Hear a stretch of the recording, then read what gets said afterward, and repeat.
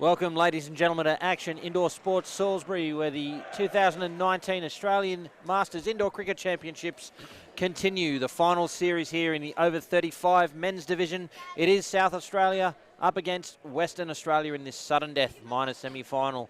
I'm Cameron Walter alongside the Gary Lowe Show, and we welcome you here as we bring you this, as I said, the minor semi-final. Gary, good evening to you. Good evening, Cameron, and mate, how exciting is this game coming up? I'm so keen to see the outcome of this one. It's going to be an absolute belter, I reckon. Oh, I think so, and well, how important for South Australia. Here we are in the great state, and this is their home final, playing here in front of a home crowd, a nice little crowd building up here at Action Indoor Sports Salisbury.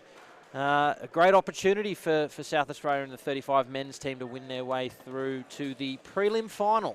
There they'd have to contend with the loser of the major semi-final between Victoria and Queensland. That game, not sudden death. The winner will go through to the final. The loser plays the winner of this. Could go anyway. Let's have a chat about the two sides. Gary, take us through the lineups. Yeah, Western Australia starting off with captain Nick de Vries. And if you're unfamiliar with indoor cricket and the name of Nick de Vries, well, I can tell you he's an absolute superstar and a legend of this sport. Scott Brown, Peter Lewis, Michael Leatherday, Stuart French, Ty Hopes, another absolute champion.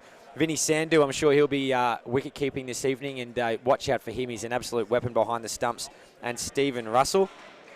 The South Australian Red side, captained by David Sampson, Grant Doran, Paul Cree, Daniel McKay, who is the owner of Action Indoor Sports Salisbury, playing hosts to the 2019 Masters Championships, Tim Clark, Ryan Presser, Lee Patterson, and Luke Harrington.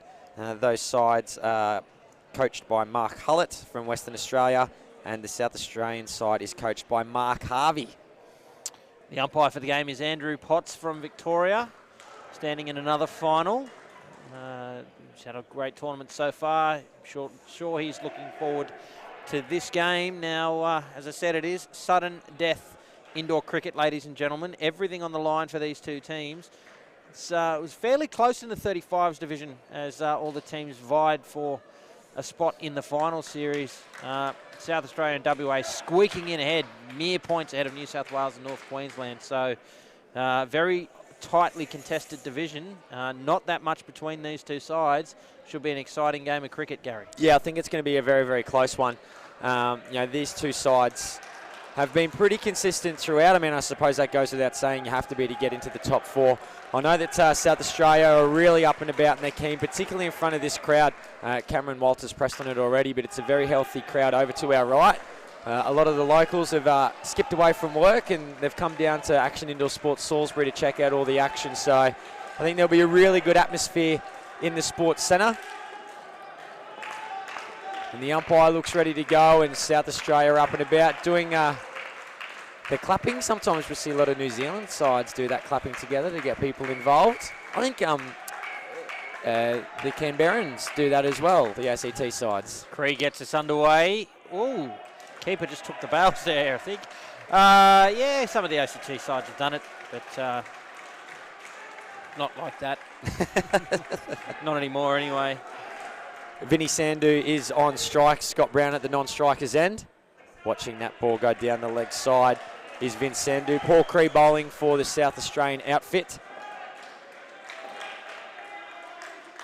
Western Australia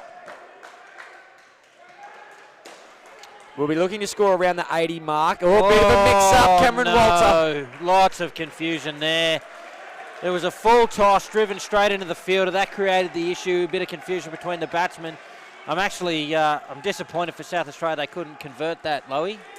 That's a chance going begging. I mean, early doors, if there's any opportunities, you want to be swallowing them. And unfortunately, letting that one go through. Western Australia on 3, no loss of a wicket yet. Oh, another opportunity. Doran down there in the front court, the former Australian men's player. A little touch towards the stumps. Doesn't come up with the goods. And when Doran's holding on that indoor cricket ball, it looks like a golf ball. It is the tiniest. His hand's absolutely enormous. So watch out for him there in the front court. They sneak through there for a runner. Really interested in that last match between the two sides. It's be interesting to see that 91-99 run result. What sort of sides they put on the court, whether they were their top 8s or not. Oh, good sharp piece of fielding there. Almost came up with an improbable catch. That's Presser there on the 3 line. And 8 runs from the final over, even Stevens pretty well.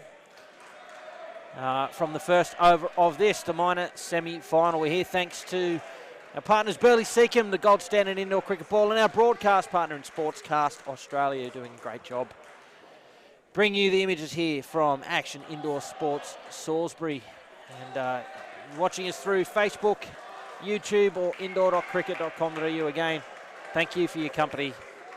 It's getting to the pointy end of Cricket Australia's Masters Indoor Cricket Championships. It's been a long tournament. It has been a long tournament, and it has. And as we get towards the end of the week, obviously the stakes begin to get bigger and bigger. Luke Harrington coming in now.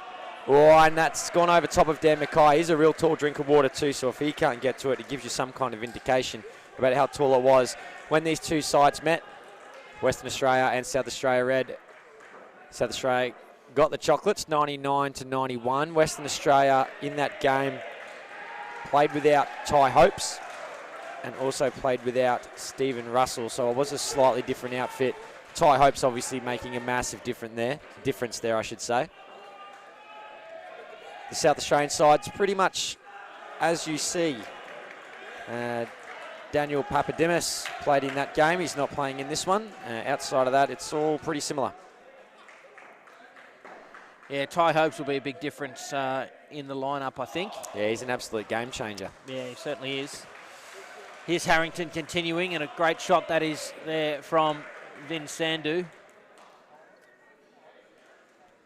Yeah, quite a character, Vinny Sandhu. Watch for him when they're out there fielding. He's got Anthony's pants. He's got more enthusiasm than about 10 men, I reckon. So he's been around for a long time. He has, Vin. Remember, this will be a certain out. It's a gift wicket. Just the early nerves. Brown wasn't even looking at his partner. I think the call was probably right from Sandhu. But both batsmen let themselves down there. Sandhu not responding to the fact that Brown wasn't looking, and Brown, well, not looking. Yeah, the message was correct, but it just wasn't delivered. I think the run was on, but they just had a bit of a muddle there, and the wicket falls, and the locals, the vocal young locals here at Action Indoor Sports Salisbury get up and about as we move to 2 fielders on the leg side. Harrington to continue.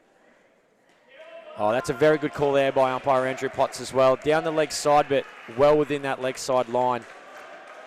Yeah, and a good over there. That wicket really doing the damage. Only 2 runs from it. They're still there. They're on 10.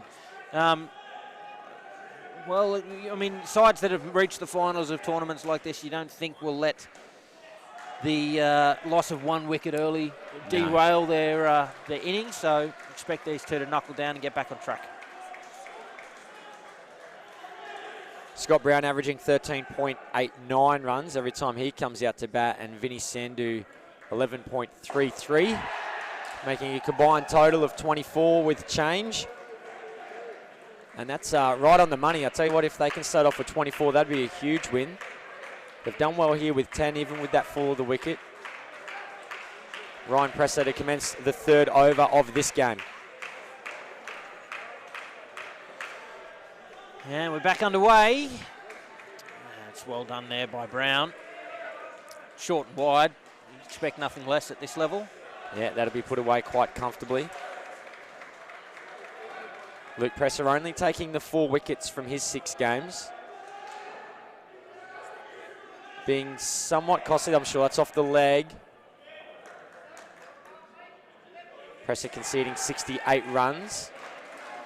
So it means he's leaking 11.33 runs on average, which is on the higher side. There are some other bowlers in the outfit, Paul Creed, David Sampson, Grant Doran, Luke Harrington, that are well below that. Well, 3rd ball now. He's not conceding 11.3 at the moment. He's got them on 3rd ball. The score has to change this delivery. It's the first time in the match. Oh, and he sprays it. Gee, that almost hit the non-striker. Yeah. What happens in that event, umpire Lowe? No, it's all good. Just pretend he's not there.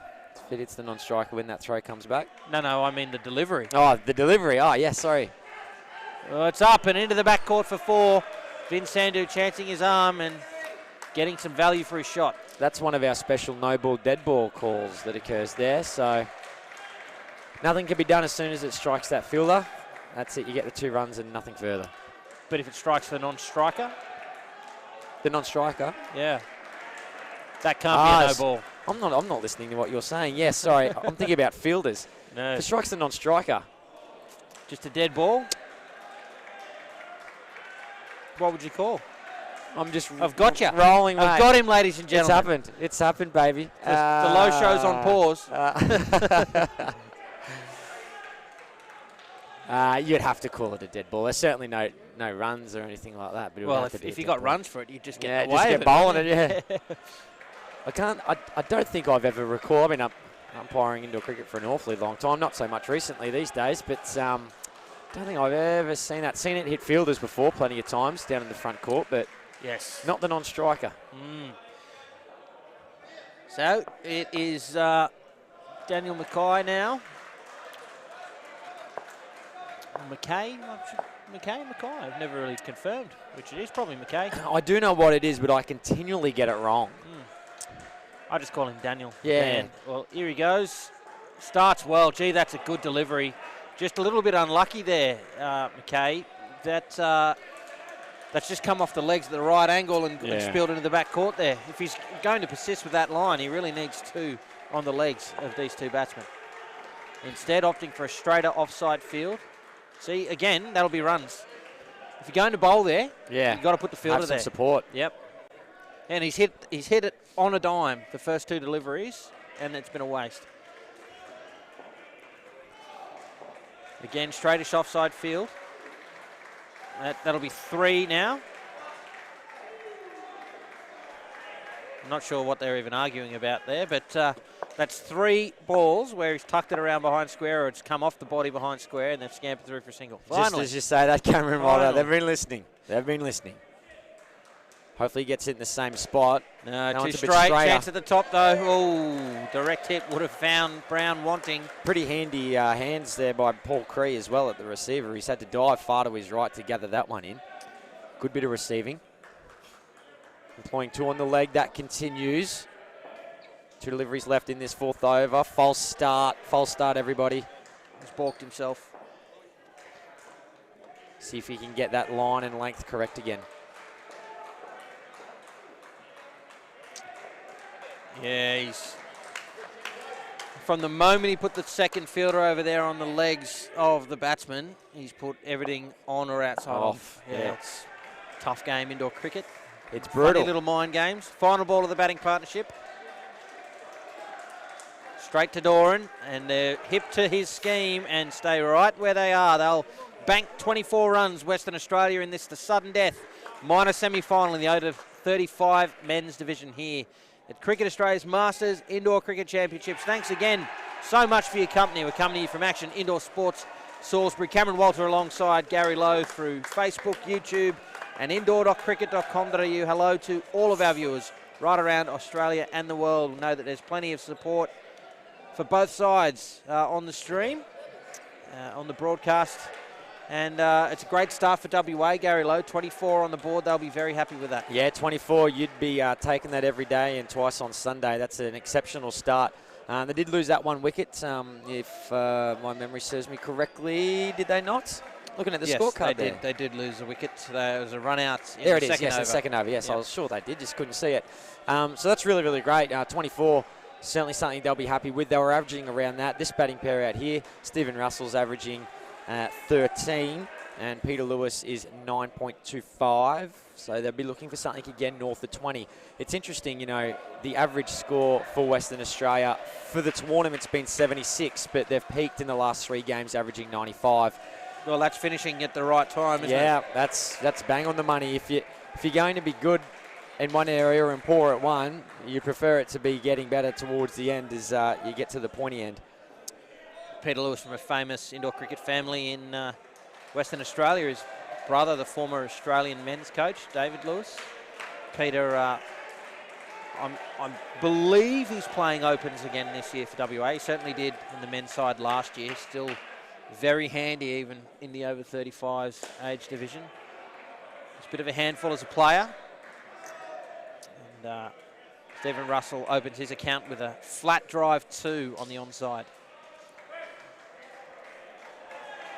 Western Australia on 27. This comes down. It's a nice little change-up delivery there. David Sampson for South Australia, taking the second most amount of wickets for his team. That's 11 from his 7 games.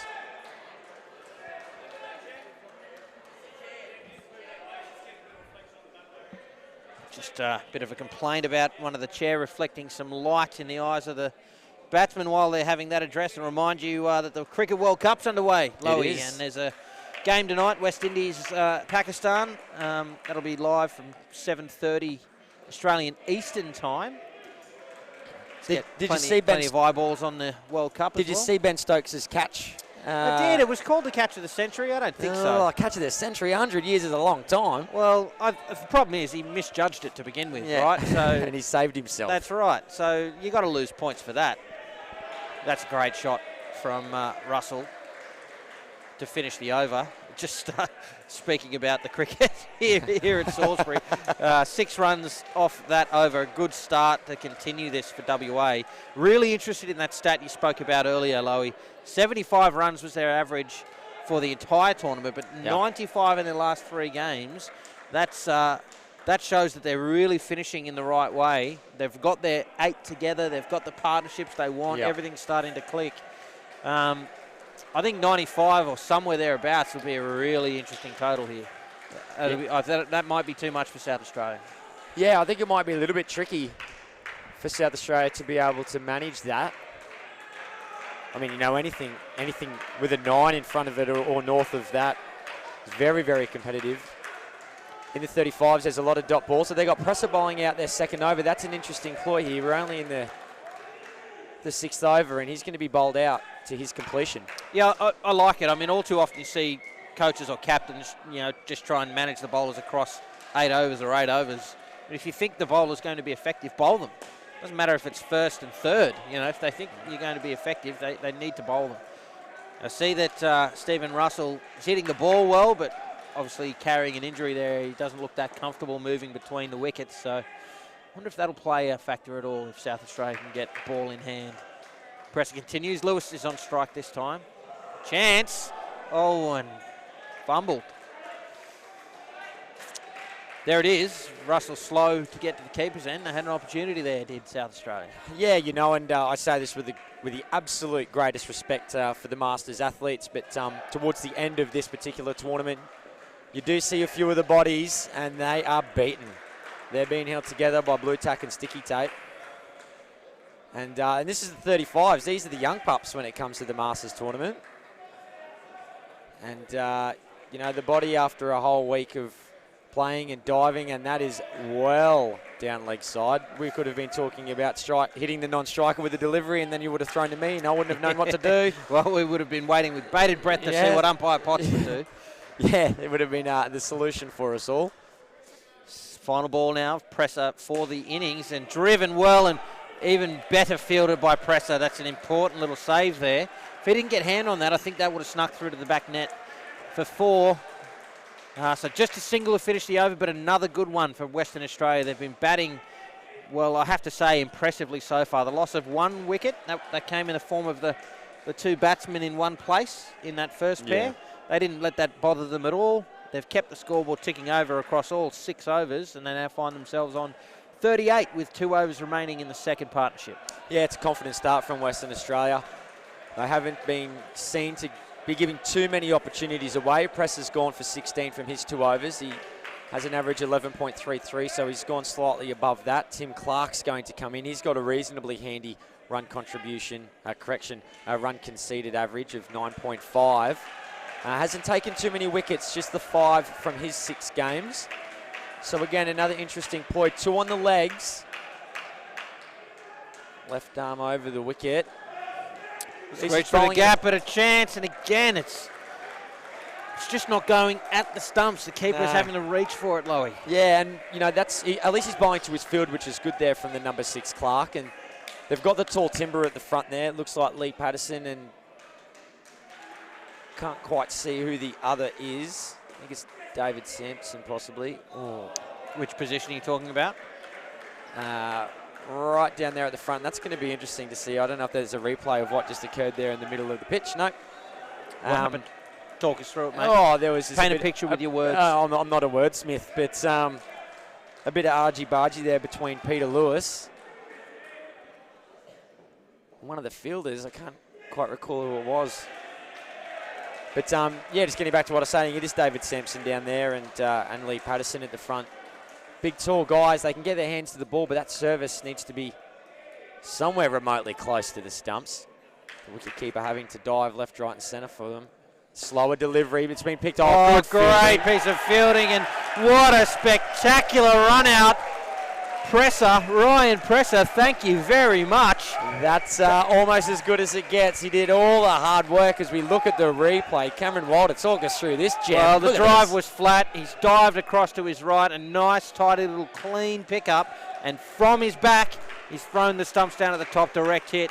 A crucial turnaround wicket for the South Australians. They needed that. And it's one of those kind of plays that not only does it obviously affect the scoreboard. Here we go. One bridge to... Oh! One of the best catches. He looks to the crowd, does Cree. They are up and about. Hello, welcome to the 2019 Masters Final Series.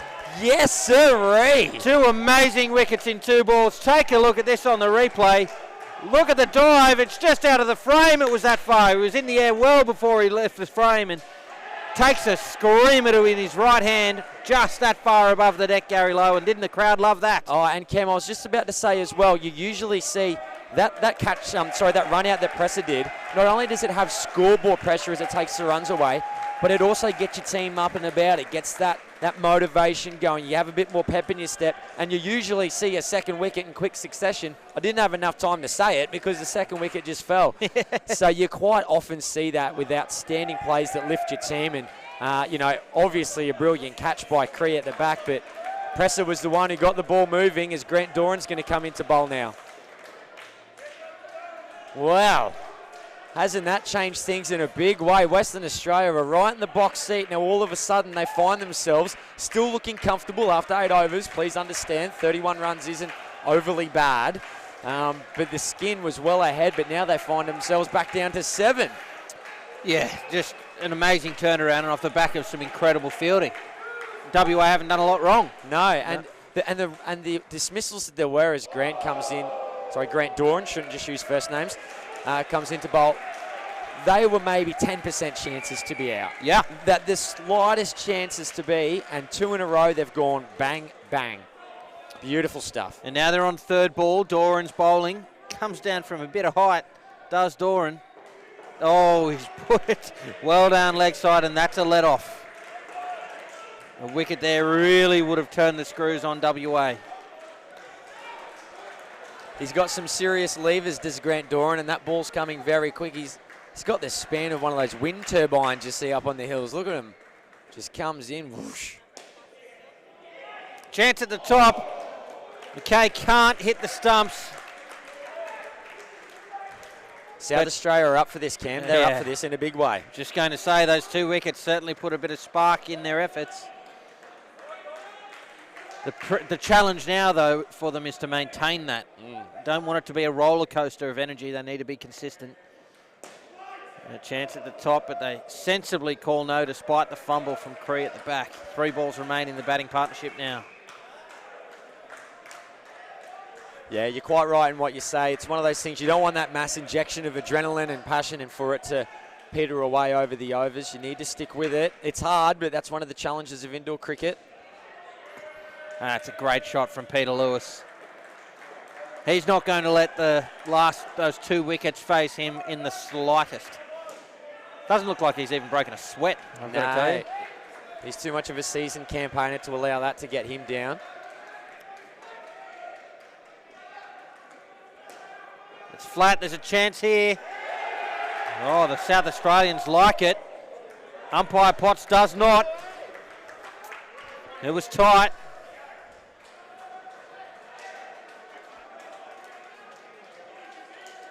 You just see there on the replay a little bouncing bat, Lowy. Very tight, that one. Yeah, it was awfully close. Umpire Potts are judging it not out. I'm sure somebody on the internet will freeze frame that and display it to whoever didn't have it right. I think the first person who'll be doing that will be Umpire Potts himself. So he loves going home and dissecting his games. So I'm sure he'll have a closer inspection. Last ball of the 8th over. Play behind square, another opportunity. This time it's out. Lewis diving, perhaps too early, and just slowed up as he was coming over the crease. And that allowed the keeper to take the bails. As we take a look at the playcricket.com.au replay. Here it is behind square. Just a great piece of work. Wow, what a great angle that is. I was about to say, that's brilliant stuff by our broadcast partners, Sportscast. Keep them coming, guys. Awesome stuff. I think our director just pointing out that was a fixed camera, so the fixed camera doing the work. But ladies and gentlemen, 32 runs on the board, a massive fight back there from South Australia on the back of two sensational pieces of fielding. I tell you what, I'll be going back and looking at the highlight reel of that later on. Champagne indoor cricket. And now Stuart French and Michael Leatherday come out tasked with arresting back some of the momentum. We'll check in quickly. Victoria up against Queensland in the major semi-final. Victoria batting first. Are on 29 in the 10th over. So Queensland doing well to really contain them at the moment. Queensland probably the red-hot favourites in this division. Back to this game. WA, South Australia Red, the sudden death. Minor semi-final, as I said. Stuart French, Michael Leatherday. They're out here. Paul Cree, who bowled the first over. Will bowl the first over to this pair. It's game on, Lowy. Yeah, it certainly is. And Paul Cree, he is up and about. He's got a hell of a lot of enthusiasm to this man. Chance at the top. Yeah, Paul Cree's been up and about. He's been over to the crowd, getting them involved. Loving his cricket is the young man.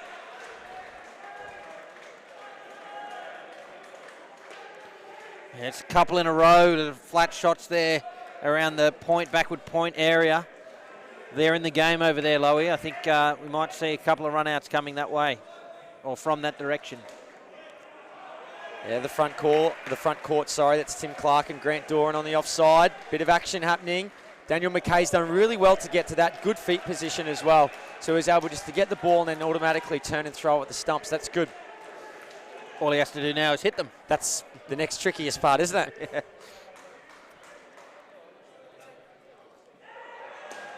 Chance at the top again. Presser this time. Can't get the ball cleanly. He's having a blinder otherwise. 2 balls remain in this, the 9th over. Yeah, I think he was looking into the crystal ball, wondering what he was going to do with it afterwards. Just needed to wait that extra second longer. He's going to have another chance here. Chance to run out. He's got him. We were just talking him up, Lowy. He's having a blinder. He took his time that time and threw down the stumps. And another wicket for South Australia on top here. Take a look at the replay thanks to playcricket.com.au. I think that was an earlier replay. But another wicket. Another wicket that it is. The skin back to 0, now moves to 2. And that was much better from Pressar that time. He moved forward towards the ball, got it in the mitt. Very calm, very cool. I think he just waited for the ball a little bit longer. That previous delivery where the ball hit his hands and came out, he was snatching out a little bit more. He just waited that half a beat, got the ball cleanly then, as you say, made the right decision, threw the stumps down. Another important wicket for South Australia. That's just what's keeping them in the hunt at the moment. Some of these specky wickets, the 10%ers, all of that sort of stuff.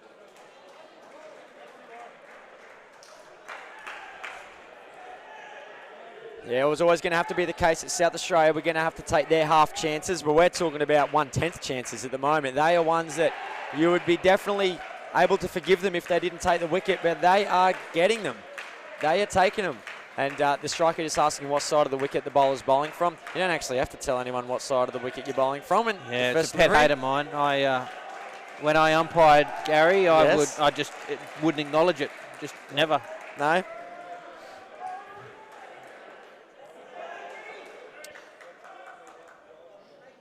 Leatherday on strike.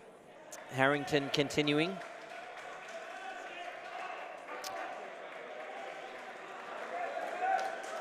Well, what do you think with 6.5 overs left, Lowy? They're on 37. I mean, that's still plenty of time to get upwards of 80 or 90, is it not? Yeah, it is possible.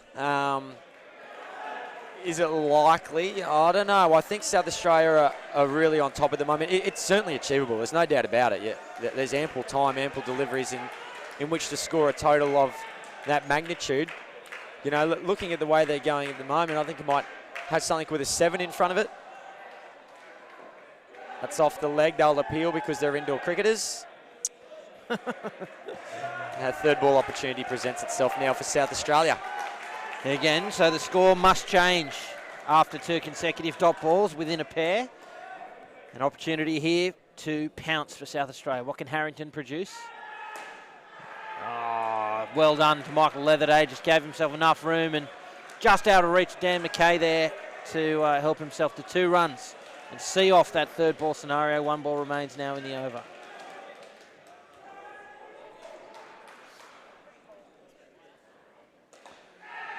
More of that stuff going backward a point there. They're riding their luck a little bit. WA, 5 runs from the over. The pair moves to 7, the total to 39.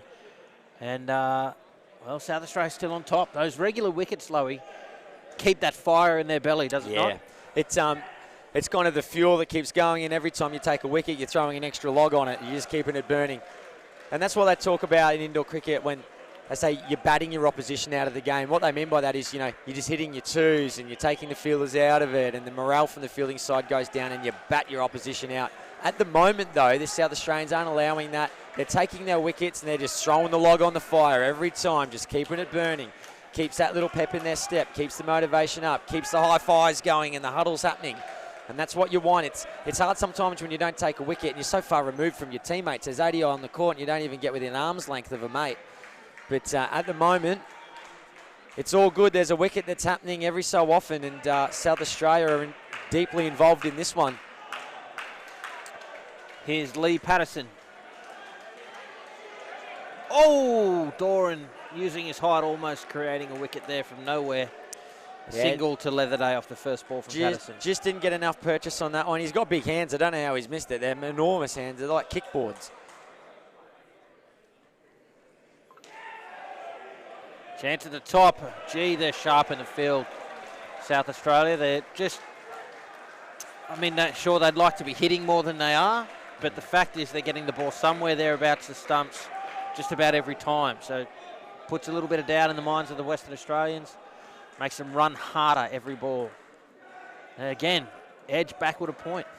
And yeah, I agree with the point that you've just made there. It does make them run harder. If you can just tuck it around the corner and you don't have to run overly difficult, not only does it conserve your energy, but it's also a much safer option. Whereas if the fielding side are making you run, you're burning your energy. Oh, that's a good stop there from Daniel McKay. You're burning your energy resources, and it also continually puts doubt in the batters' minds as well. So keeping the batters honest is a big thing, and you've got David Sampson down there in the front court, and he's getting that ball, and he is firing it back to the receiver. So, yeah, be on alert, Western Australia. Yeah, I can tell you South Australia will be very, very happy to have Dave Sampson back wearing South Australian colours. Long time servant of indoor cricket. He's been out of it for a little while, I think. Can't remember the last time I saw him play, but big, handy addition for the South Australians here at home. And possibly has the most powerful beard in indoor cricket.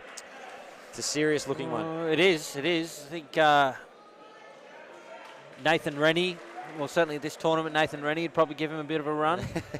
Yeah. That's probably it at this tournament, I think. I think Michael Kling from the Queensland side, he's got a he's got a relatively Viking-esque looking beard. Will the power of the beard be a factor? Well, we'll have to wait and see for that one. At the moment, it's the power of the goatee as Daniel McKay comes in. Yes, it'll be his second over. Pretty tidy in his first. 4 singles and a 2 off that over for 6. He again is bowling the final over to a pair. Looked a little bit more of a change up that one, a little bit slower, a bit of a cutter. but put away for 2. Well dealt with by WA. I've got to tell you, former Australian captain and former Australian men's player, Nick de Grice and Ty Hopes respectively, making their way over here to the entrance next to us. They're a fairly imposing couple of players to finish off the innings for WA. Yeah, there's some serious talent that's going to come on, and South Australia are going to be very, very aware of that, as much as they don't want the reputation of a player to precede the actual athlete themselves, but sometimes it's awfully hard, and they'll be well aware that there's some serious talent that's about to step on the court in 4 deliveries time. Oh, there's a chance here. He chased that one, did Leatherday. Didn't need to. I think it would be a leg side. No. They get away with it. Another 2 to the total. 3 balls remain.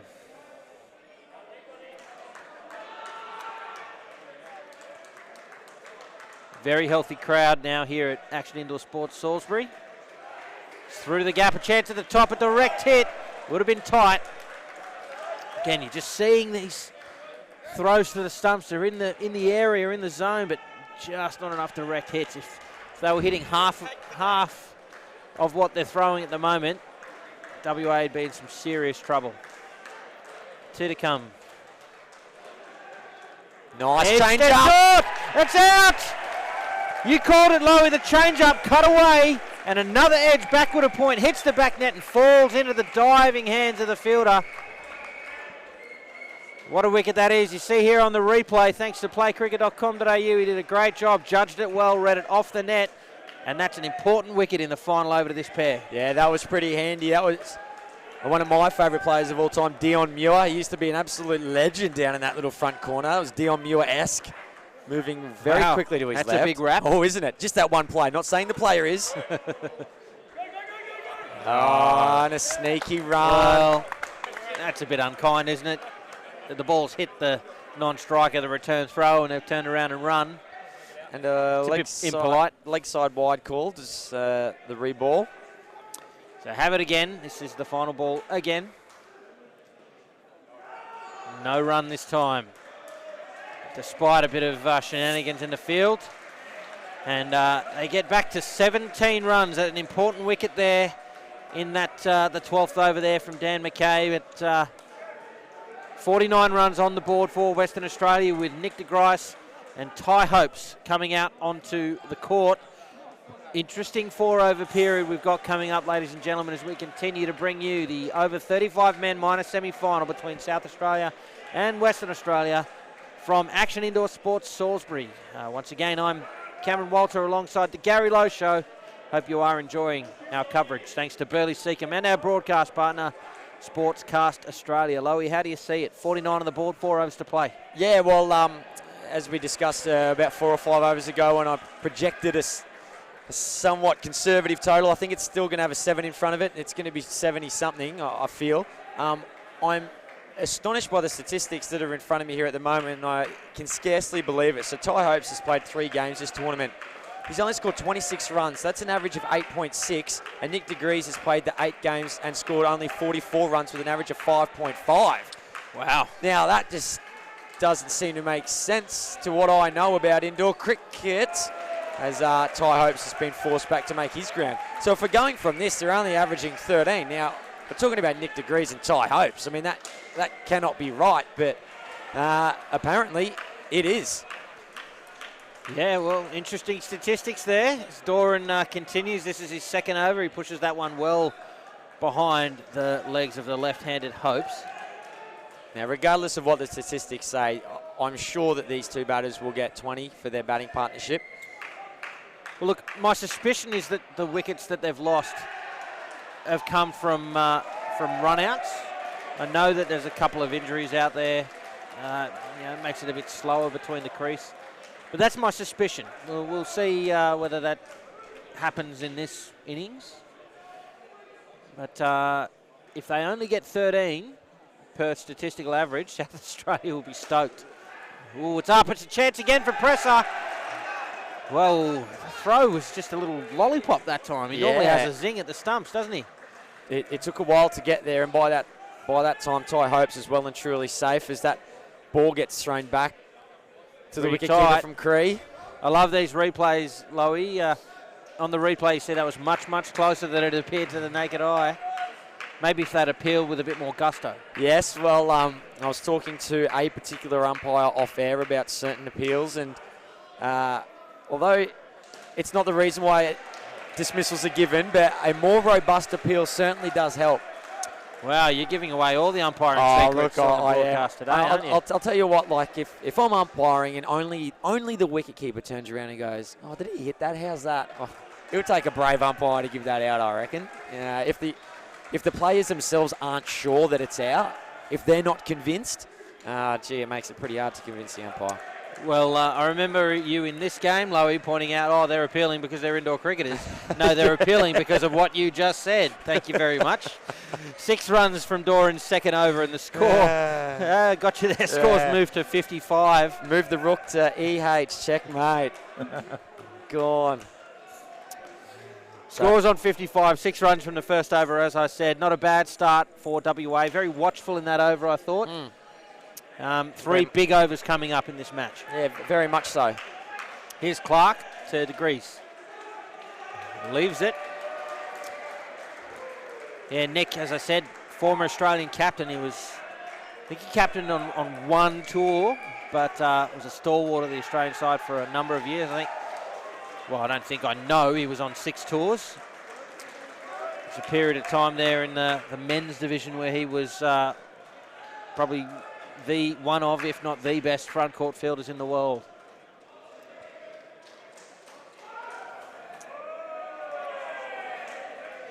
Ty Hopes is beaten. And shows a little bit of frustration there, does Ty Hopes, and the South Australian crowd letting him know that they saw his frustration out in the open. It's a leg side. I think South Australia, for a team that's taken some speckies and maintained a lot of pressure throughout this innings, these leg sides are just letting off that pressure, making it harder. And a big shot from Ty Hopes, and they've gone up. Deflection fell to the receiver. He's taken the bails off, but Hopes is home. South Australia not happy with the call. Let's take a look at the replay. Thanks to playcricket.com.au. There's the deflection. The ball falls down. Ooh, another tight one. Yeah. Umpire's working hard this evening. There's no doubt about that. The score moves to 61. I did tell umpire Potts before this game that I'd wave at him any time I thought he got the call wrong. I feel like just waving at him randomly. He'll be watching you like a hawk, mate, I can assure you. So 2 overs remain with the score on 61. Lowy, you called it a while ago. You think there'll be a 7 in front of the final score. That's looking the good so far. South Australia, though, a couple of speckies like they produced earlier in the innings. They can keep them to 60-something. I think they'll walk out in the run chase in the box seat. Oh, 100%. If they can restrict Western Australia to a 70-odd total, South Australia will back themselves to win this. They'll back themselves. Good piece of fielding there from Dan McKay. The bowler, Lee Patterson, getting in the way of the flick, though. Full and on the legs. It's just crept inside of that line. Fair delivery.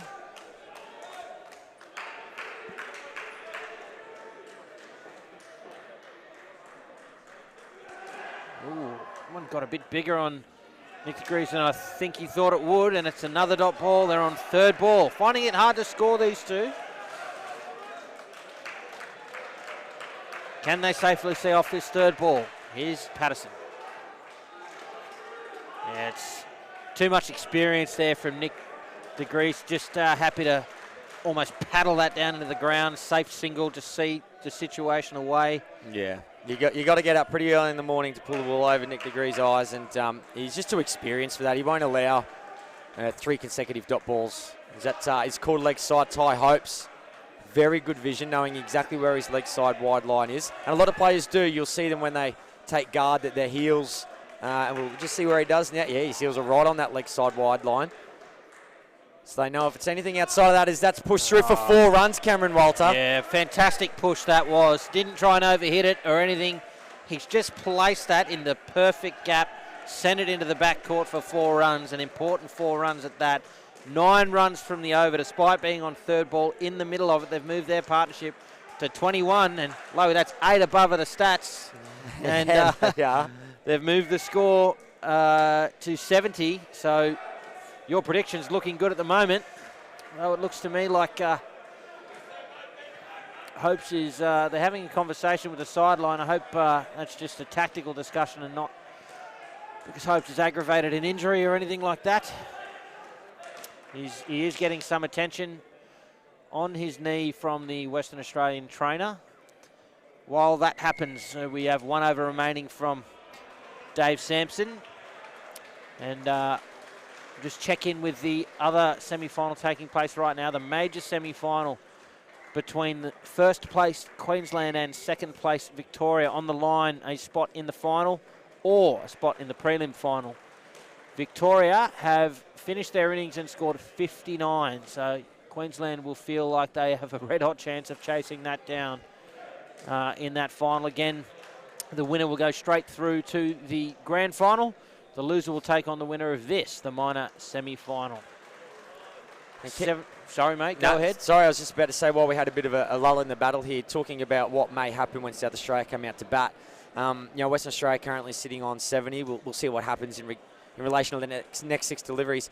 Paul Cree, who will be coming out to bat, he scored 171 runs from his 9 games. That's a run average of 19 off his own bat. That's a bit ridiculous, isn't it? That's silly. That's absolutely silly. David Sampson, 108 runs from his 7 games, averaging 15.43. Grant Doran, 101 runs from his 7 games, averaging 14.43. So you've got a whole stack of players, even Lukey Harrington, averaging 10.5. So you've got half the side that's coming in averaging double digits. With the current 8 players that South Australia have on court at the moment, with their run average, they're looking at scoring 99.91 runs. There you go. So they would well and surely find themselves in the box seat, according to the statistics and according to them, at this stage, regardless of what Western Australia hit here, even if it's got an 8:30. Yeah, unless 8:30, unless they really put on some theatrics. But yeah, this is going to be a really, really close contest here. And good to see. Ty Hopes will continue after getting some attention from the trainer. It'll be the final over, as I said. It's to be bowled by Dave Sampson. The score is on 70. Put 2 fielders on the offside in the front court for Ty Hopes. And Sampson gets us back underway. Bowls it right on the legs for a 1-man onside field in the front court. Just edged away there, or chipped before an outdoor. Yeah, it would have been for sure. Yeah, little glance, but just a single here in this game. That's a great shot from Nick Grease. How good. Yeah, just too good. Just gave himself the height he needed to punch that down. Yeah, right up on his toes, even the hint of a little jump up, just to get that angle on top of the ball, and coasted through for 2 runs. A dot ball, important dot this stage of the game. Particularly for those of us who predicted a score in the 70s. What over do you think you called that, mate? 7th? It would have been around then. Yeah. Yep. Gary Lowe show, ladies and gentlemen, on the money. Direct hit. Hopes he is home. You see he's in a little bit of discomfort. Be interesting to see if Western Australia do manage to win this game, whether we'll see Hopes in the prelim. He's not looking very comfortable, though he will have a game break to get the attention he needs. Yeah, the support staff for Western Australia will be working overtime to get him fit and ready for the next game. And he's still got another innings that he needs to be involved in, of course. Yes, indeed. And another dot ball. 1 ball remains now. And they will be finished with a 7 unless there's a 7 scored off this delivery, mate. Oh, no balls, no wides, please. That'll be a dot. And a very, very good batting partnership for Western Australia to complete the innings and give themselves a chance in this sudden death semi-final. They've posted a total of 75. You heard it right from Gary Lowe. It's got a 7 in front of it. 75 runs based on the stats and based on some of the big hitting that you're talking about, or the big scoring at least from Paul Cree, the likes of Paul Cree, Dave Sampson and Grant Doran. This is a total that South Australia will feel well and truly capable of chasing down, ladies and gentlemen. Thanks for your company. Coming up shortly, it is the run chase. South Australia looking to chase down 75 in the sudden death semi-final. In the meantime, thanks once again to our partner Sportscast Australia and Burley Seacombe, the gold standard in indoor cricket ball. If you're watching from around Australia and you're not currently playing indoor cricket and seeing this sort of game in action is giving you the bug, check out playcricket.com.au, jump on there, punch in your postcode and find your local centre. And like these guys, you can take the floor and play indoor. Check it out, Gary Lowe, playcricket.com.au. Yeah. Where's your local centre, mate? Ipswich, my friend. Ipswich? The Ipswich Suns. They're playing in the National Indoor Cricket League. A wonderful centre up there. Some outstanding talents come out of that indoor sports centre, I can assure you. One of them, a young lady called Donna Dalby, one of the inductees in the Indoor Cricket Hall of Fame, now resides over in Perth. But Donna started off her indoor cricket playing out of there. I think currently Robbie Cockrell plays out of there, and he's one of indoor cricket's favourite sons. I think Robbie Cockrell might be a little birth in the Cockrell family yesterday or the day before. Yes, I think you might be right. Congratulations to all the Cockerells. Yeah, my local centre, Canberra, down there in Canberra. Been playing, well, I haven't played there of late. Being the father of 3 children myself, it's a bit hard to find the time. But, yeah, playing there since I was 10, I think. And, like I said, lots of local centres right around the country running not just indoor cricket, but lots of indoor sports. And indoor cricket accessible to players of all ages, skill levels, whether you have a team or you just want to join as an individual. It really is Australia's, together with outdoor cricket, Australia's favourite game and a sport for all Australians. We do encourage you to check it out. Now, going to ask you for your prediction at the halfway stage, Loey. Do you need some time to think about this one? 75 on the board for Western Australia. I reckon. So South Australia on their home turf here at Action Indoor Sports Salisbury. The centre owner on the court in the team. So he knows every blade of synthetic turf that's out there. There's no doubt about it. Knows how the ball comes off the net, all of that stuff. Yes. Well, who's your money on? Look, South Australia, by numbers, by, you know, all the information that's available. There should be a South Australia victory from here, but I am so darn wary of this Western Australian outfit. I'm looking at the players out on court as they come out now, and they are lethal. They are damaging. And if you give them a sniff, they will make you pay, and it will be a costly time, and they'll take you to very dark places. And, you know, this South Australian side, they should win. They should win. However, you're not riding WA off. No, I just can't, unfortunately. And I'm going to get some splinters into my bum and sit on the fence for a little while here because, you know, I just know what this Western Australia outfit's like. But it's good to see they've sent Grant Doran and David Sampson in. And they are, you know, out of the top 3 players that they've got in terms of batting, they're number 2 and 3 respectively. Dave Sampson averaging 15.43, Grant Doran averaging 14.43. You know, you're looking at something like 30, which is crazy to think that they can come out here and bang on 30 in a partnership against Western Australia. Where do you think they'll bat Paul Cree, their leading run scorer? I think he will be in the last batting partnership. Some explosive power if needed. Yeah. Yep. I think that could be subject to change depending on how this first batting partnership goes. I think it's really important, yes, to have a battle plan in place, but you also need to be flexible and fluid. And if this first batting partnership get up against the ropes a little bit, send him in early. Yeah, and they need to get that momentum shift back into a red corner, you may see him come out. But if this batting partnership do what I think that they'll do and score a mid-20 or an early 30 skin, yeah, I think we might see Cree towards the back end. Okay, Grant Doran, Dave Sampson, the batting for South Australia. The ball's in the hands of Scott Brown for WA, and we're back underway. It's a dot ball to start, and here are one of the reasons that WA is such a tricky side to win a game against. Have a look at this field, Gary Lowe. Look at the 2 fielders on the leg side standing right next to each other, right tight on that circle, right on the legs of the tall Grant Doran. Oh, unbelievable. That has just fallen out of the reach of, I think, 3 fielders and snuck through the back net. I don't think that's the prettiest shot Doran's ever played in his life.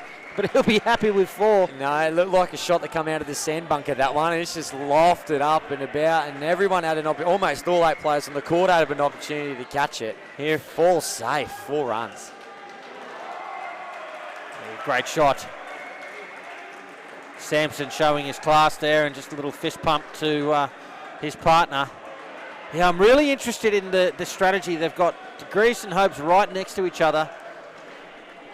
I don't know that I understand the value, as we see that one leg side, of them being right next to each other. I mean, if a ball is hit, you know, they're restricting the coverage that they've got. They're really banking on the ball going right where they are. It's an interesting tactic, but will it come off? It's over the head again and through to the back net. Grant Doran and running again. And extras. And listen to the crowd, Cameron Walter. Listen to the crowd. They are going bananas. That's 5 runs and 2 physical runs in there. Huge batting, and South Australia are bolting out of the gates. Yep, the lids have lifted and the Greyhound is down the track and around the bend. 13. And a great shot to finish. A single from Doran. What a start that was. The first shot of the backcourt, not that convincing from Doran. The second had plenty of authority. And Dave Sampson, the one ball he faced, looked comfortable, as comfortable as it gets. And 14 runs from the first over. They're off to a flyer, South Australia. Yeah, we were discussing the average of this batting partnership, and by numbers it should be 30. And they have got off to an absolute flyer. 14 from the first over. They're now in a very valuable position where they can afford to have a couple of dot balls and still be well on top. So certainly order of the day here. Do not give a wicket away to the Western Australian outfit. It's not a bad delivery at all, but that's well got away for a single. Leatherday, the bowler. Doran was on strike. Sampson on strike now for just his second ball of the innings. 15 runs on the board already. Wonder how much South Australia feel like they need to get to sort of 50 or 60 before the last pair. Yeah, it'd be very interesting to enter the psyche into some of these South Australian players to know what is on their mind. Well, we're talking about the high batting averages of some of their top players. You look at the rest. Presser, Clark, Patterson, Harrington average 10 or below. Yeah. So Clark and Patterson, statistically the 2 lowest averages in the team, 17 runs between them. So take those 2 out of the equation, they need to be 60-something from the other 6. Again, just based on the stat. By numbers. Yeah. They've proven pretty reliable so far. Look, they have been, and you know, we've discussed it if you've been joining the broadcast throughout the day. Yes, the stats do tell a story, but they also don't take into account the pressure and the circumstance and what's happening out on court. Yeah, you know, the fatigue of a body. It doesn't add in the crowd. It doesn't add in all these other factors that do play into it. So by numbers, look, it's an outstanding guide. And to be quite fair, it's been pretty accurate throughout the day. So we're going to stick with it. It seems to be working well for us here in the commentary box. But certainly the players, they do their own thing and aren't bound by any statistic. It's fallen, put away for 2 from Doran. He's questioning why it wasn't a no ball. I don't think it was anywhere near that full. Grant, I'm sorry. Yeah, no, it's got to be pretty full for it to be over the hips of Grant Doran. He's pointing up above his head. Not sure it was that high. Final ball of the second over. It's through, it's just 2. It's a better over for WA, only 5 runs from it. A couple of dots. It shows they're really capable of maintaining some pressure on the South Australians. Peter Lewis is going to come on and bowl now. It's important they fight back early. Hence why he's got the ball in hand. And isn't it funny just these little changes like that Grant Doran 4 that happened at the beginning of the innings, you know, that just floated through and just landed. You know, if that's out, I know you can always say what if. Shoulda, coulda, woulda. But like if that's out, then all of a sudden they're on 10 instead of 9. Yeah. Oh, the game's so different. Like it's just those little changes. I mean, that's why indoor cricket's such a great sport. I mean, obviously we're heavily biased because we bloody love this sport so much. But, you know, it's those things that make this sport so interesting to watch. And the action just continually flows from it. Just one or two deliveries, and the whole landscape of the game is completely different.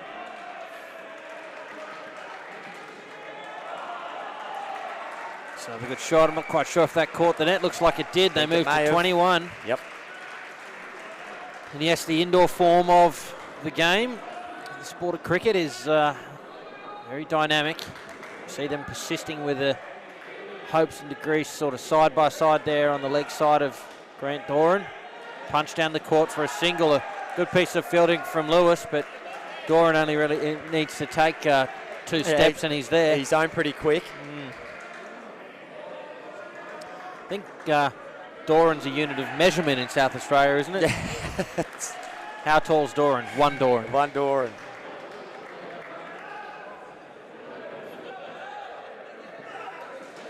Good delivery. Gee. It's a bit of effort behind that from Lewis. But Sampson looked like he had all the time in the world. Yeah, and played it down deep backward square leg for 4 runs at Lords by the looks of that. And again, just focusing on Ty Hopes and Nick Degrees there in the front court. And you're quite right, they've separated a little bit now. Not as much, but still a little bit separate. But you're right, I mean, if they've got a little bit more separation, there's room for one to go to their right and one to go to their left, and they're covering more. Exactly. Whereas if they're right next to each other, they're limiting, by being close together, they're limiting to their left and right, respectively, how much room they can cover. So I think that was, as much as it's about coverage, I think them being there is about being right in the batsman's face. Yeah. And just doing something different. I mean, we talk about being innovative in indoor cricket as that over comes to an end with 7 runs off it. The idea is to just try some things. They might feel like they're a little bit underdone in terms of the score. They know that this South Australian batting lineup, on average, will score more than 75. So they're trying things. And I love it, to be honest. I question the value of that particular change, but I welcome it because it might give them an edge. Not necessarily against this pair, perhaps another. Important decision on who bowls this over. Vinny Sandhu. Yep. Hands the gloves over to French and coming to the back of the court now to bowl the final over to the pair with the score on 26 runs already. Equal highest skin of the game so far. Can they take it further? Sampson on strike, Doran at the other end. And I think they've sent in Vinny Sandhu here as a bit of a fixer, as someone to take a wicket. He's taken the 2nd highest amount of wickets in the Western Australian side this week. I was right the first time. I said week and I thought to say weekend. I'm like, no, you were right the first time. It is this week. Full driven into the back court. Down up, but kept off the net by Brown for a single. Good off there. He's had to work hard to keep that off the net. So Vinny Sandhu's taken 11 as he changes sides of the wicket, and that's acknowledged by umpire Potts. Conceding 60 runs from his overs. Just jammed down right in front of him there from Doran. It's a dot ball. South Australia have scored well enough so far that they can afford plenty of dots now throughout not only this over, but certainly the remainder of the innings. Yeah, they've earned the right to take up a couple of deliveries. And that'll be out. The batsmen aren't happy with it. So it looks to me, it's given a run out, so it's gone straight back to the receiver who took the bails off pretty quickly. Let's take a look at the replay here. Thanks to playcricket.com.au. Here's the ball from Sandhu. Straight back, and the stumps are out, and that looks out for mine. Yeah, I think that's out. Good call from Andrew Potts, despite the South Australians disagreeing with him. You know, and that's one of the toughest things as an umpire is when you get something right, it's not always the most popular decision, but it is the right decision, which is the important thing. It's not a popularity contest. Well, if I could get an umpire to change his decision in my favour simply by saying, I disagree, I'd probably be out there playing. 2 to come. You know, unfortunately, when there's a decision to be made, well, that's interesting there. That's a late decision from Doran to change, and that's, I hope it was a genuine mistake, but it's otherwise rather impolite. Yes, very much so. Squeezed out by Sampson. He's played through the ball. It might have been flat, but it was otherwise safe. And moves the score to 25.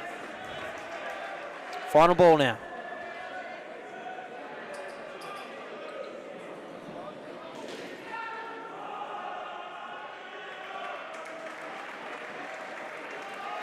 Yeah, bowls with width this time, and Doran not moving across to it. So a good finish. You called him the fixer, and he did just that, Lowy. 1 for -1 from the over, an important one from a Western Australian perspective, but still a very good opening partnership from Doran and Sampson. That is exactly what the doctor ordered if you're a South Australian fan. 25 runs on the board in pursuit of WA's 75. Thanks for your company right around Australia and the world. It is the 2019 Australian Masters Indoor Cricket Championships. I'm Cameron Walter alongside the Gary Lowe Show. 25 on the board after 1. Daniel McKay and Paul Cree coming out now. Yeah, what do you make of that, my friend? Well, goes back to what you're saying earlier in terms of Cree coming out. If they didn't get as many runs, I think they probably wanted 30 plus. Yeah. Now they think that what they can do is put on another 25 or 30 and really bat WA out of the game by getting Cree out there now. But it's up to Cree and McKay in the support role, I guess, to actually deliver on that promise. And that's a really, really important point that you've raised there. Because if they go out there and they don't deliver, as Cree has a bit of a stumble and makes it elegant as he dives across the line, if they go out there and they don't deliver, that makes things very difficult for the remaining 2 batting partnerships. If these guys go out there, do what they're meant to do, and they get the score up to, 50 plus, then the 3rd batting partnership can come out, have a bit of a Barry Crocker, only get, 10 or so, and they're still pretty comfortable for the last batting partnership and well within reach of the win. So, yeah, I'm pretty satisfied with what's going on here. Not that I'm any kind of deciding authority whatsoever for the South Australian outfit, but just as a commentator having an opinion, that's what I reckon. Well, you live by the sword, you die by the sword. So, there's no point in my mind if they feel that the aim is to win the game in the first 12. There's no point keeping your best bat in the sheds until then. So that's a really fair point. 3 to come in Brown's over. Tucked around behind the corner, a chance, a direct hit, and it's out. A diving McKay can't get home down there at the keeper's end, and a massive wicket for WA. What a piece of fielding it was. We take a look here on the replay. Thanks to playcricket.com.au, it was tucked around, and just as easy as you like there, just reached around and tapped the ball back onto the stumps. And that's a really good call by the umpire, because they're difficult decisions to make. You saw the player run right along the netting, and because obviously the striker's end is closest to the umpire, the angle's more acute as diving across the line is McKay there. So because that angle's more acute, you've obviously got to have eyes on where the bat is and where the ball is, whereas it's to the non-striker's end, that vision's much more wider for you. It's easier to see. So that's a really good call. Final ball of Brown's second over. Driven and caught. Huge wicket for WA. A little bit of a collision. Apologies all around. Well, except from Nick de Grease. I think the bowler and the batter were happy to have a bit of an apology, but not Nick de Grease. And umpire Potts is calling Cree down to have a word with him. But huge wicket there for WA, the second in the over, and this pair on -2. The top batsman in the team is in some trouble early. Yeah, it's pretty crazy stuff. Yeah, no one bothered to tell Nick de Grease that there was apologies going around. He came in like a silverback gorilla, just knocking everybody over, saying, hey, a bit of argy-bargy. I don't mind a bit of niggle, a bit of passion. There's nothing wrong with that. Both these teams want to win. That's fine. Yeah, look, I've got no issue either. No, not at all. The umpires called Cree down and had a chat with him. There's no penalties been given out. It's just, fellas, settle down. Yep. I don't have an issue in the slightest, but what I do have a minor issue with here at the moment is that South Australia are on -2, and you've got Cree that's on strike at the moment, and you did see him go for that back net as well. I suppose when you've got a strike rate that he has of 154 and he's averaging 19, that's what it's all part of it. You go for the sevens, you either get it or you don't, and on that occasion he didn't. It wouldn't be little Charlie wandering around the centre, would it, Gary Lowe? That was my wife Gemma and my little son Charlie, little 8-month-old Charlie came over. He's got quite a colourful little helmet on his head at the moment. Little Charlie's got a bit of a flat bonce. The back of his head's a bit flat, so he's... I see. Chance at the top.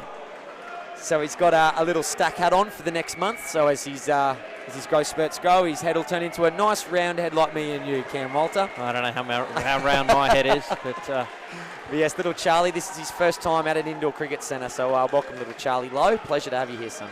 Excellent. Good to see indoor cricket a family affair. Leatherday decides against delivering that ball, and he'll have a second go at it. -1 is the score for the pair. 24 is the total. Can these two bounce back? It's good feet movement there from McKay to get across to that. Used his reach as well. McKay, another tall character in the South Australian setup. 2 runs to their total. He is a very tall man and quite a fit man. Might just talk about his personal journey if we can, maybe for a couple of seconds in between overs. He's gone on a massive fitness spree in the last handful of months. He was that trim last year in Toowoomba. But yes, used to be a little bit heavier than what he currently is, and I think he's dropped something crazy. Like stupid amounts or something. Yeah, stupid amounts of weight. Yeah, and good on him. Yeah, definitely. And here he is out for his state on his home turf, his home state, his home centre. And fit and able to compete. It's great to see. And nobody loves their indoor cricket more than that man. I'll tell you right now. No, he's a bit of a tragic, isn't he? I reckon I love it. I reckon you love it too. But that bloke out there, Dan McKay, he absolutely loves it. Nothing wrong with that? No, not at all. It's good to see people with passion, and that's what keeps our sport running along. It's, many hands make light work, and it's good to see as many people get involved to try and make the sport as big and as great as it can be. It's good, it's wonderful now, but we can always be bigger and better. Always looking for new and innovative ways. Russell bowling now. Good start there from McKay. Sorry, go on, new and innovative ways. Yeah, Daniel's always trying to push the envelope with participation rates here with the sport. Just cricket in general. Yeah, it's a lot of, make no bones about it, a lot of indoor cricket centres have struggled over the years as other sports have become more popular. Other sports compete with indoor cricket for people's time and money. I was talking about the fact that I have 3 kids at home, I struggle to find the time. And Dan McKay is one of the individuals out there in the sport trying to find new ways to make indoor cricket, make other people as passionate about indoor cricket as he is probably the right way to say it. And the fact that this tournament is here at his centre is testament to that. 2 balls remain in Stephen Russell's over. Moves back to 8. Driven well, it'll get to the backcourt. And a huge 4 runs, and isn't he pumped? Isn't he pumped, Gary Lowe? Double fist pump. We were talking about passion, and there it is on the camera for all to see, and he has a glare back down at Russell here, the number 30 for Western Australia. Gives him a real stink eye. Chance there for Leatherday. What a piece of fielding that is! That's incredible. He's thrown the ball unsighted at the stumps, thrown down the keeper stumps, and he's run out the strike batsman. What an answer that was to the 4 hit by McKay, the ball before. Take a look at the replay. Here's the throw. Oh, unbelievable shot that is. That's a cracker. That's an absolute cracker. And just like that, the roller coaster of emotions for an indoor cricketer. Started off with Dan McKay, up and about, and then the very next delivery, it's Cree crying into his cornflakes. Well, I tell you what, Gary Lowe, Paul Cree, prior to this game, 171 runs at an average of 19, a strike rate of 154. With 1 over to go in this match, it's a -4, having faced 2, 4, 6, 7 deliveries. Well, the stats have looked at us and they've just gone, you know what, guys, we're not towing the party line today. French will bowl the last over to this pair. McKay starts well with 2, and he is still pumped. He doesn't care about the wickets. He's trying to get Cree as pumped as he is. Willing him to get through this next 5 balls. They are still in the box seat, South Australia. It's a safe single there from Cree. And now that's what they're going to have to do. They're on 10, this batting partnership, which makes 35 overall. When they started off with the first batting partnership on 25, they were a bit ahead of the curve, for want of a better word. Now it's right back in, and it's almost even Stevens. They're going to have to go back to that kind of 20 runs, a partnership type thing. It was something that you've talked about earlier on when you're coming out to bat second, not having that kind of 20-run type chase partnership. The total. Yeah. And I think that's an excellent theory to subscribe to. But in terms of just the raw maths, 20 partnerships where they're at, and that's a very good call there. They could have caught themselves in a bit of a trap, and Mackay comes in the middle of the pitch and says, "Good job, buddy."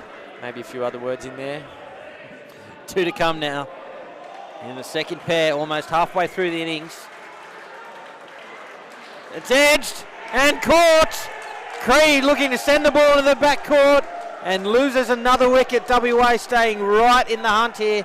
I was about to say, Lowy, almost halfway through at the half stage with that wicket, they will leave the court behind par. Yeah, I think so, and that's what happens when you got to play with 154 strike rate.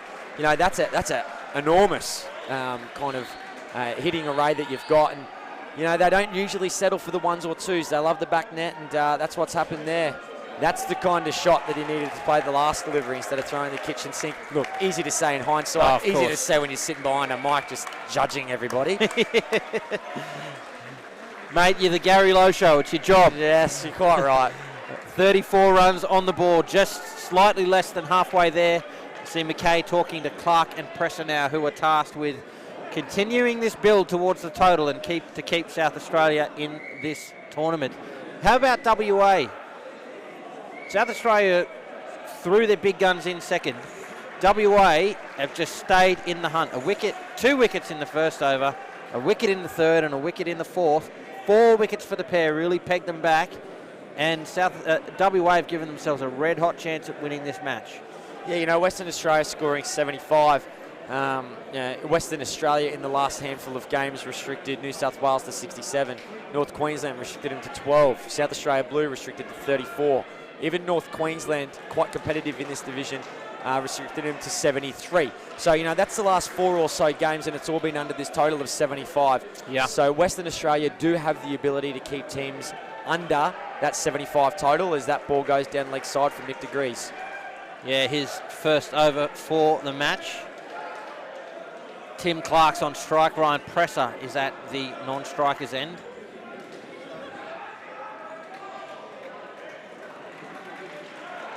Just as we saw,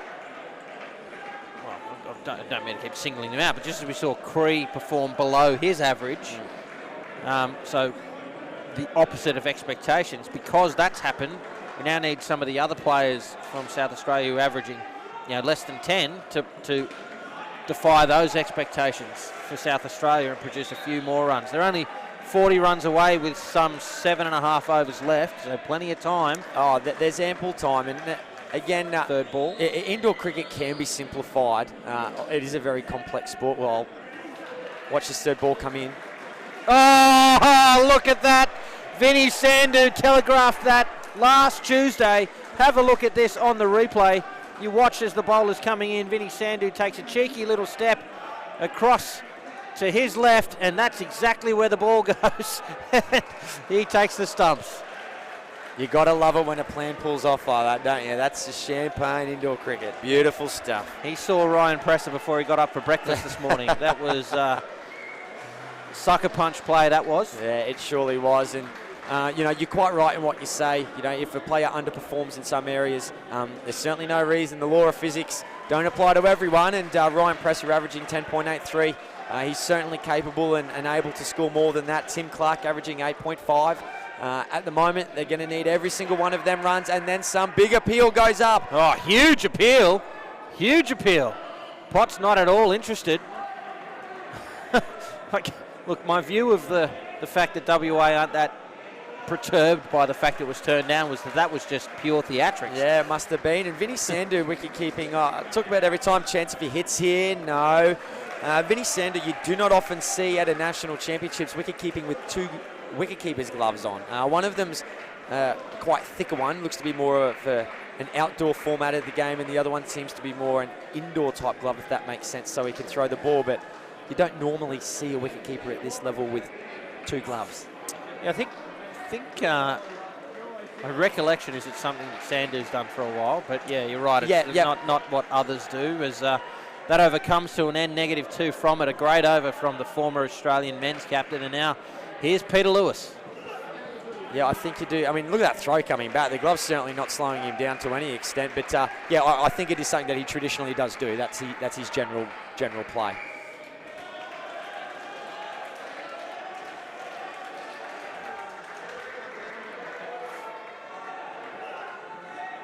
Gee, Peter Lewis bowling some real effort balls. He was gone then, Presser. He was. He was gone. Russell knows it too. We'll just check in with the major semi. It's Queensland up against Victoria. Queensland in pursuit of Victoria's 59, 36 with 4 balls remaining in the 12th over.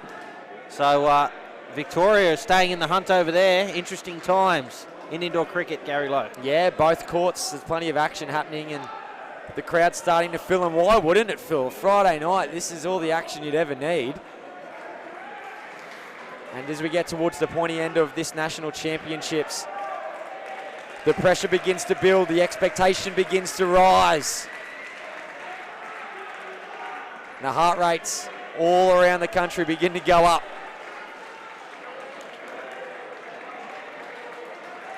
Western Australia 75, South Australia chasing on 37. Playing a miss.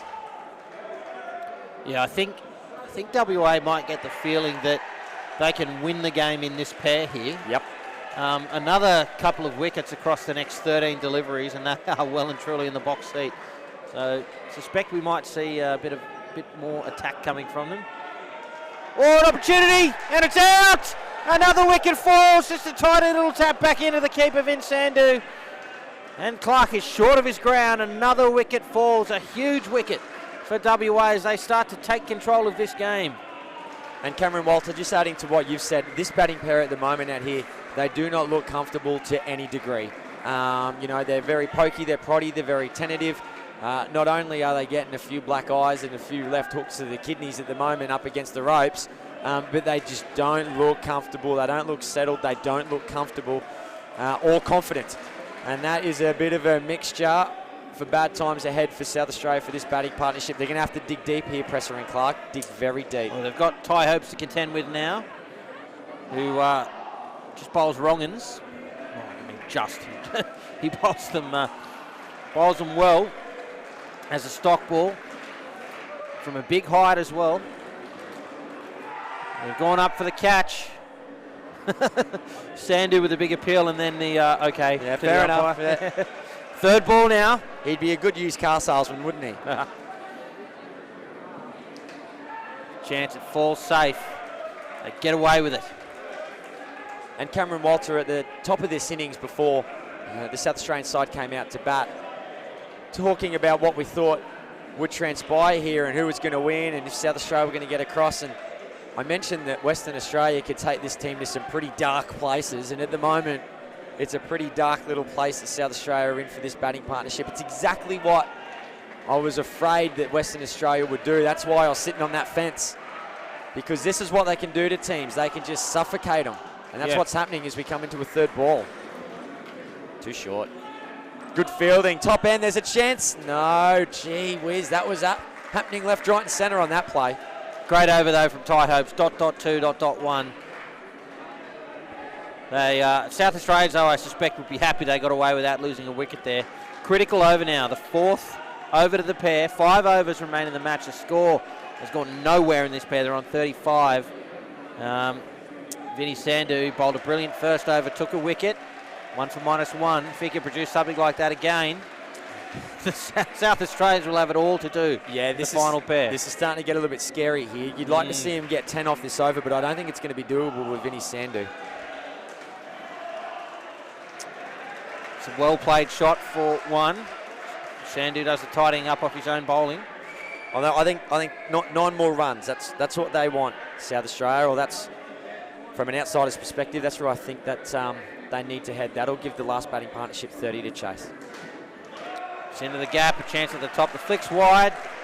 Clark, I suspect, was home either way. Yeah, I think you're right. 30 is probably the upper limit. Yeah, yep. For that last pair. Well, at least to feel comfortable. Yes. If there's such a thing, chasing runs in a sudden death final. That's well left. That's a big delivery. I know it's only 2 runs and an extra ball added onto the last over of this batting pair, but that's telling.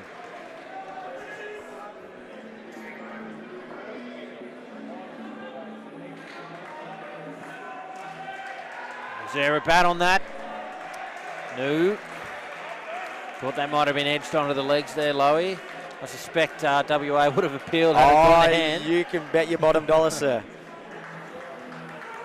3 to come.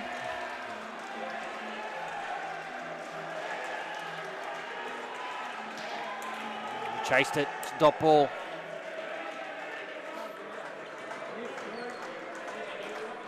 Two super important deliveries to come. Can Pressers see these out, or better yet, score from them? Or will WA pounce again? It's fended back down to the receiver, no run. And 1 to come, and more importantly, 3rd ball. It's going to be very interesting. Big play, last delivery. Oh, yeah. This is a biggie. I'd run at it. Fended into the gap, and they get away with 2 to finish. Well played, but the pair, again, it goes the way of Western Australia.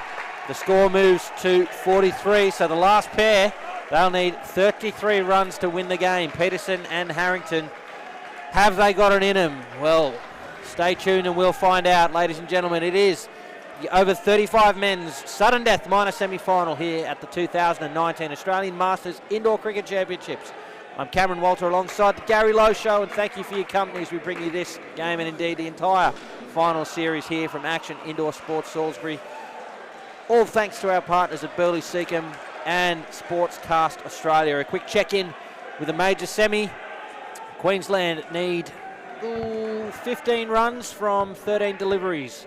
The winner of that game, that's against Victoria, will go into the final. The loser will play the winner of this game as De Greece gets us back underway and starts with a huge wicket. Wow, this is starting to get a little bit tricky here for South Australia. Well, 38 runs away now. They're exactly halfway to the total, and they've got 3.5 overs in which to get it. WA, you can just never write them off, can you? You absolutely can never write off a WA side. Here's De Greece again. Great variation and a dot ball. Who'd you rather be at the moment? Have to be WA. Absolutely. But you know what's kind of really telling is in that game that Western Australia and South Australia played previously this week, is that there were 2 skins of 37 from South Australia against Western Australia. Not these batters though. It was Grant Doran and David Sampson was 1. Daniel McKay and Paul Cree, who we saw struggle, only getting 9. Yeah, that's the difference. Yeah, you know, we've got Harrington and Patterson out there at the moment. And when they played this very same side, they scored 19 runs. And ironically enough, going by their averages of these 2 players, it's exactly 19 as well. 2 to come from De Greece. Through the gap, chance at the top. Direct hit might have found Patterson short of his ground, but direct hit didn't come. So yeah, 19 is obviously not enough. Yeah, well, Luke Patterson averages 9.17. Harrington averages 10.5. That equals around about 19, and that's exactly what this batting partnership scored against this side was 19, was their exact average. So at the moment, you'd think 19's where they're at, but that is not enough, as we know. Yeah, as Nick De Greece finishes his over, is 2 for -4 from 2 overs. And bowled the first over to 2 pairs, the last 2 pairs, and really set the scene in those games. They've got 3 overs now to get things back on song, but again, they've got to contend with Ty Hopes, who's gone for just 3 runs so far and has bowled 4 dots. And you know what, at the end of the first over, at the end of the first batting partnership for South Australia, on 25 chasing 75, you want it to be South Australia. You would have thought, well, this is good, we're looking semi-comfortable here. All of a sudden, Western Australia just ramped up the intensity. 2 skins of 9, boom, boom, and now South Australia find themselves -2 in the 4th skin, 41 chasing 75 with the 3rd ball. Cam Walter, mate. That's wide. Certainly is.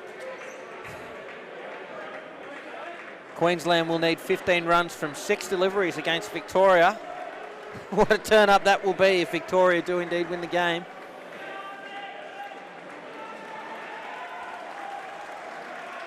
It's edged and dropped through for a single.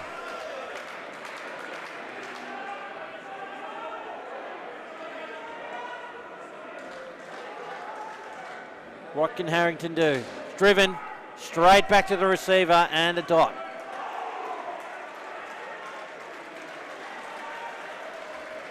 Well, South Australia going to have to start hitting the go button pretty soon. Yeah, it's just starting to creep away slowly. Yeah, I mean, is Ty Hope's really the bowler that you can send into the backcourt with any confidence? Not particularly. Final ball. Oh, that's a no ball. And a run out. Oh, no.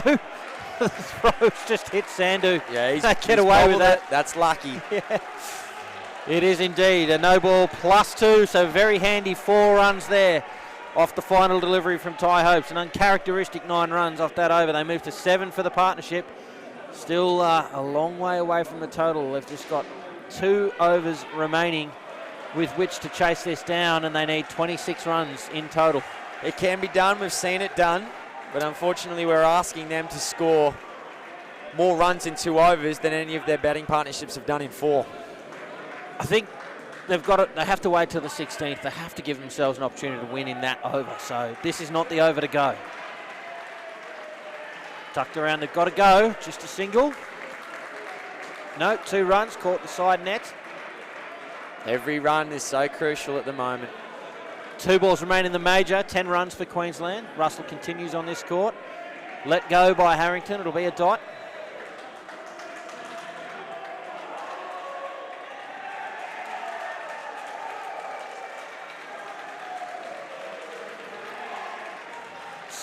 Ooh, is that 2? Is that 2? It's slapped across the court, that's got to be 2. It looks like that's what the umpires called, and I agree. Yep. The definition of controlling the ball is a throw, a kick or a slap in the direction of the intended target wickets. Yes. And that was not. Yeah, there certainly does need to be control exercised. And we can tell you, ladies and gentlemen, Victoria have won the major semi-final and have advanced to the grand final in the over 35 men's division. Queensland will play the winner of this game. 8 balls remain in it. Shot there for 2 from Harrington. They're staying in touch, South Australia. They are indeed, and that's a really big result there for Victoria against Queensland on the adjacent court. And I'm sure that they'll be having a quick eye across to see who they'll be playing shortly, the Queenslanders. Gee, that's a great finish to that over from Stephen Russell. South Australia were just kicking the scoreboard along, staying giving themselves an opportunity to win, and Russell's produced that brilliant delivery to finish to produce a dot ball. Yeah, it was a good time to do it. So the final over coming up, ladies and gentlemen. 19 runs required from it. We need to see some big hitting, Gary Lowe. We do. Buckle up, ladies and gentlemen. What can South Australia produce? We're here in South Australia. It's their home turf. They've got a big crowd here that'll support them through if they can produce it. But I'll have to contend with Stuart Frentz from WA. Took a wicket in his first over. Only 2 runs from that over. Don't think that he'll be giving them 19 very easily. No, you'll have to pry it out of his cold hard hands. Here we go. Harrington on strike. And this looks like they've got 2 at the back. Yeah, they're going to try and send some of the tall timber back here a little bit here to protect the rear net. It's what we refer to in Canberra as the Swansworth system. Dot ball, that's golden at this part of the game. 3rd ball as well. I suppose they'll be running kind of no matter what, so the 3rd ball's somewhat irrelevant because they've got to get some runs right now.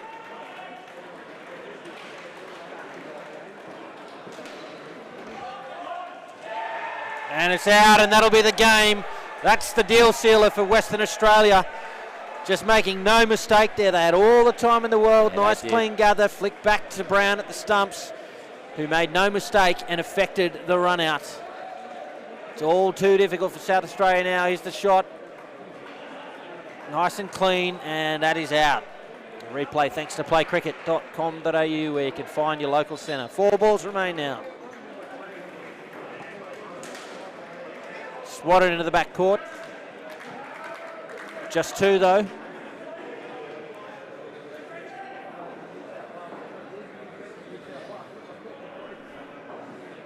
That's very polite of the fielder there, making sure he wasn't obstructing your view there, Gary. Yes, it was very nice. Peter Lewis always considerate of the broadcast team. 2 balls remaining. Peter Lewis is allowed to stand wherever he likes. It doesn't matter. Edged and out. Sandhu takes the catch. And a wicket from the penultimate ball, just rubbing salt into the wounds now. There's 1 ball remaining in South Australia's tournament. Yeah, and I think South Australia may feel as though this could possibly be the one that got away. Started off so well with the confident 25, chasing that 75 run total from Western Australia, and WA just didn't go away, did they? Here's French, the final ball. To the back and caught by Brown at the back, and Western Australia have won the minor semi-final. 75 runs to 46. What a performance it has been from them in their defence of that 75. Despite that 25 early in the innings, as you say, they looked in control for a long time there. Where did the match turn, Lowy? Yeah, look, it was that second batting partnership that South Australia, I mean, the scoreboard's gone now, but I think it was a skin of 9, and then a skin of 3 in the end there. And that was when Western Australia really picked up the tempo. They batted, I would consider that an average score for what Western Australia ended up with, but they just really dominated in the field in the kind of the last 75 percentile, or the last 12 overs of that innings. So, yeah, Western Australia will play later on, and they'll take on the Queenslanders. Yeah, they will. It's probably a surprise result in the Queensland Vic game. Victorians won't like me saying that. They like WA, are just a team that you can never underestimate and never write off, and they've produced the goods tonight. They're through to the final, leaves Queensland to play in the sudden death prelim final. It's exciting times and interesting indoor cricket, ladies and gentlemen. Thanks for joining us for this, the minor semi-final in the 35 men's. Congratulations, of course, to Western Australia, who keep their tournament alive. Commiserations to South Australia. They've gone down fighting. Now, what a tournament it's been for them, but it has come to an end, as has our coverage of this game, Gary Lowe. Thanks again for your company. No worries, Cam Walter, and thanks very much, everyone at home, for listening in. And on behalf of Sportscast and Cricket Australia, I'm Cameron Walter. Thanks for watching.